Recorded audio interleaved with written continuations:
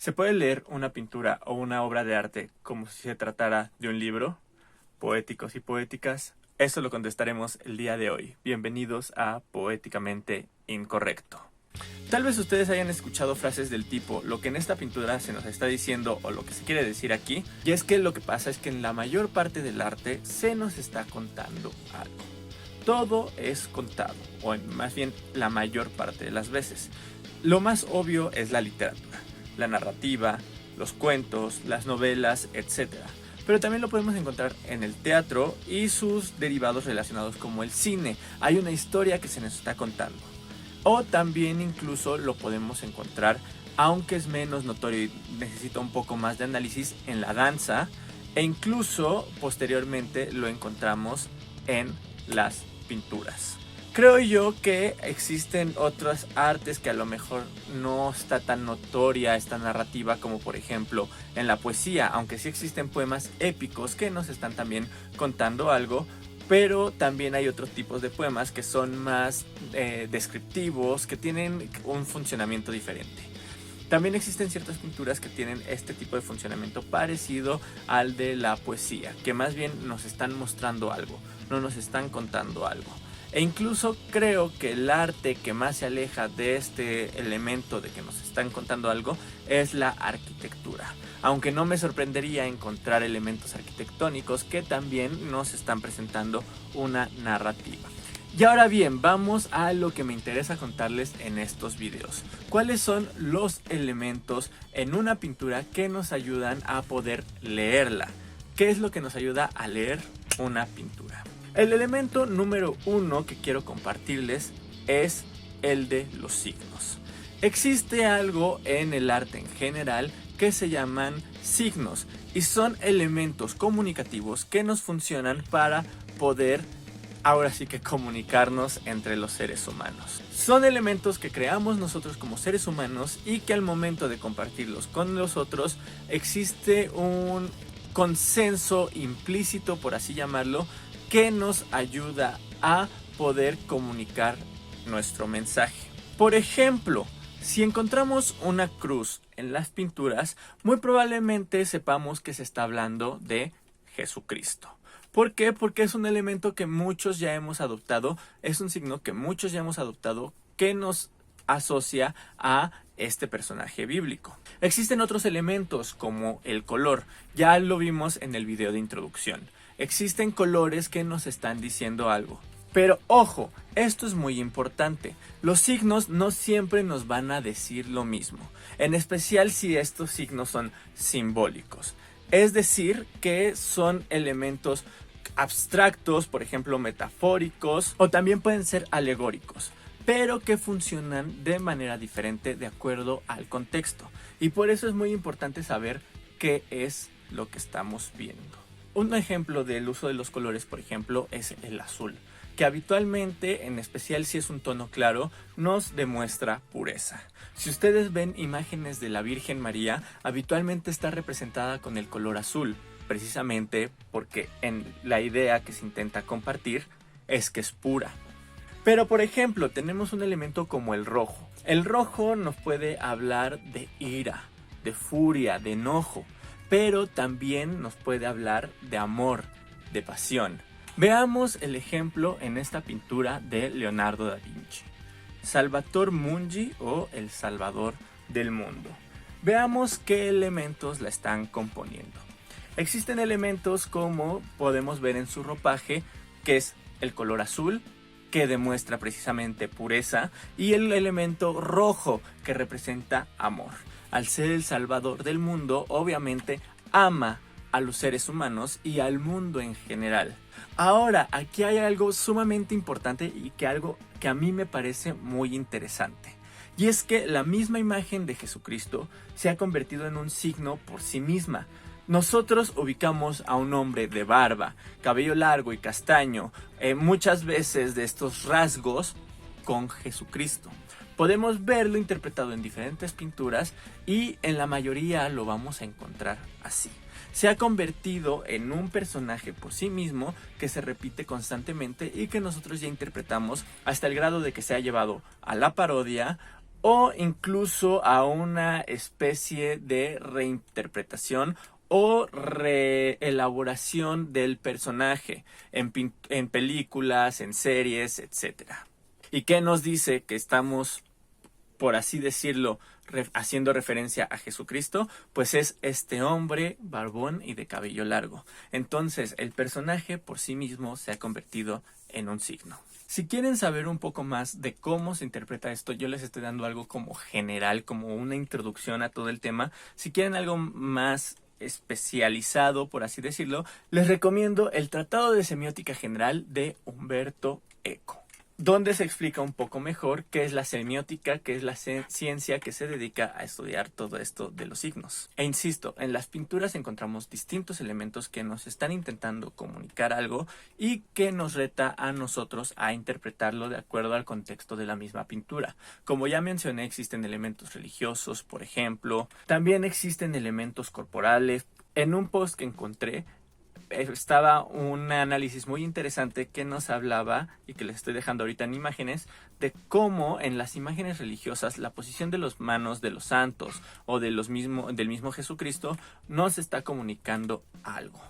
Otro ejemplo corporal que encuentro muy conocido es esta famosa portada de un álbum de los Beatles, donde vemos a uno de los personajes que están caminando ahí, que son los mismos Beatles, descalzo, y que en teoría está representando a alguien que ha muerto. Como ya dije, también existe el elemento de los colores, y prácticamente y habitualmente todo lo que encontramos en la pintura nos está intentando comunicar algo.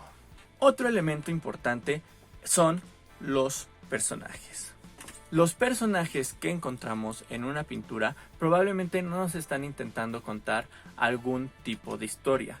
Pienso mucho en las pinturas del Renacimiento y del Barroco, que tomaba pasajes de la Biblia o de la mitología clásica para crear sus propias pinturas, y que por eso nos es más fácil interpretar lo que nos están contando.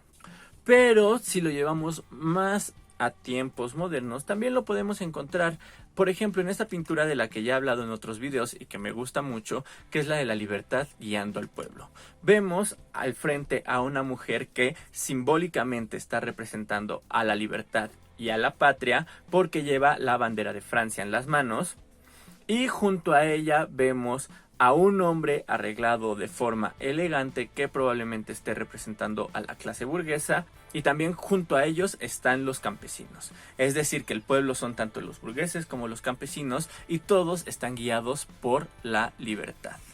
Vemos no solo los elementos simbólicos que ya mencioné, como la mujer, como la bandera, como los ropajes de los personajes, sino también a los personajes mismos. Creo yo que estos son los dos elementos que pueden ayudarnos mejor para interpretar una pintura. Pero hay algo más de lo que les quería contar, y que nos va a llevar un poco a hablar del arte contemporáneo. Y me refiero a que ahora que tenemos todos estos elementos artísticos conglomerados en lugares que nosotros conocemos ahora como museos, existe otro tipo de narrativa, la narrativa del museo.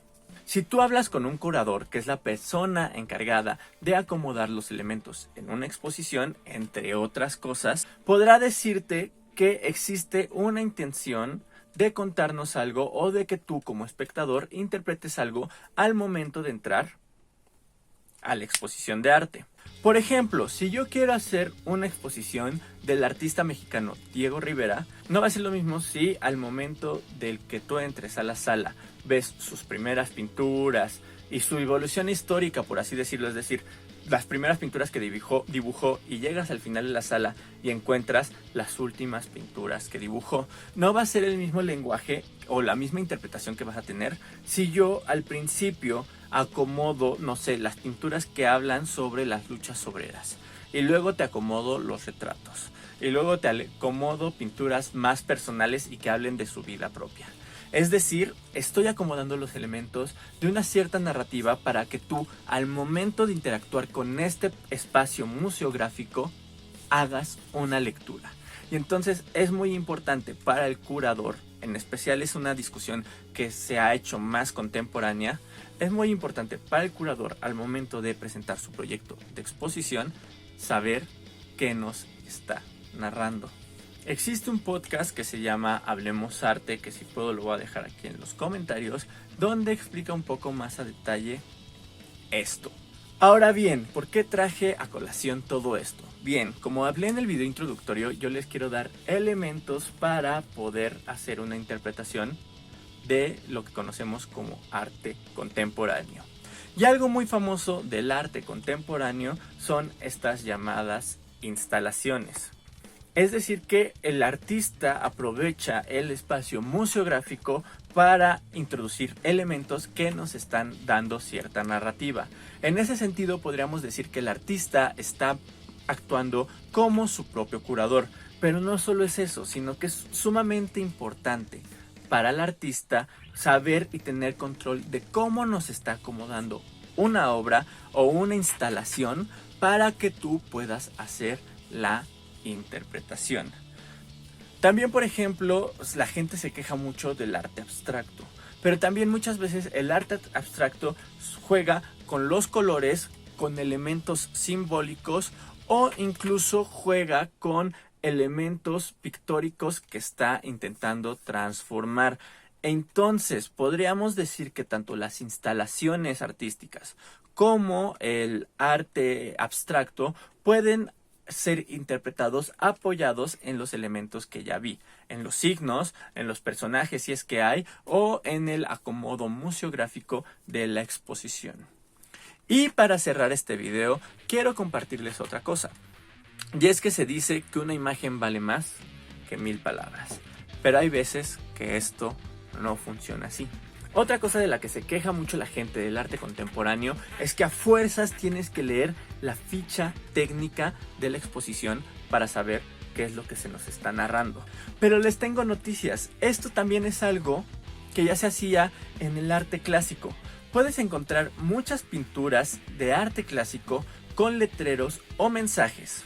Y muchas veces esto se hacía para que la idea quede clara. A lo mejor estoy intentando representar a una musa y los elementos sígnicos que elegí no se entienden del todo. Entonces, para poder hacer más fácil la interpretación, pongo el letrero abajo. O en ocasiones se hacían retratos de reyes o de personajes importantes y también se ponía un cartel en la pintura donde se nos explicaba qué personaje es el que se está retratando. O incluso, y ya llevado a lo explicativo totalmente, había incluso pinturas con carteles que nos estaban narrando, por ejemplo, el pasaje de la Biblia que se está intentando poner en la pintura. En lo personal, yo creo que el arte contemporáneo, en especial las instalaciones, está funcionando como algo nuevo. Si bien bebe de las esculturas, si bien bebe de la pintura clásica, creo que el arte contemporáneo crea su propia expresión artística. Así como el cómic toma elementos del dibujo y de la escritura para existir, creo que algo parecido pasa con el arte contemporáneo. Por lo tanto, dentro de su propia construcción, es importante que tú leas la ficha. ¿Por qué? Porque a lo mejor estos elementos de signos que están intentando representarnos salen de los signos clásicos. Tomemos en cuenta que también mucho del arte contemporáneo nace de las vanguardias, y las vanguardias intentaban romper con todo el arte clásico. Por lo tanto, si yo te estoy presentando un signo nuevo que muy probablemente no entiendas porque es nuevo, pues te tengo que poner la ficha para explicarte qué es lo que te estoy intentando decir ahí. Y tú me podrás decir el clásico. Bueno, pero entonces si se tiene que explicar, ya no funciona la pieza, ya no funciona la obra de arte. Pero insisto, yo creo que al contrario. Esta es la nueva narrativa que se está proponiendo con este tipo de obras artísticas. Es decir, que te dan elementos para que tú puedas interpretar la obra. Hay un diálogo entre el texto que se pone en la sala, y la pieza escultórica. Y eso es todo de mi parte el día de hoy, poéticos y poéticas. Si quieren que siga hablando de cómo se puede leer una obra de arte, déjenmelo aquí en los comentarios y nos vemos en un próximo video. Les juro que los voy a estar leyendo, y si les gusta esto, pues compártanlo para que más gente lo vea. Muchas gracias.